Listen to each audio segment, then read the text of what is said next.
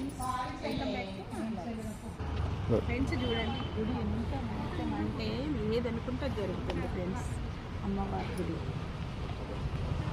చూడండి, అక్కడ వరకు అమ్మవారు ఉంది, నాగదేవత ఉంది. ఇక్కడ అంతా సండే రోజు వచ్చి అందరూ వండుకొని తింటారు. ఇక్కడ అంతా ఇక్కడనే అమ్మవారికి బోనం చేస్తారు, ఇక్కడనే వండుకుంటారు, తింటారు.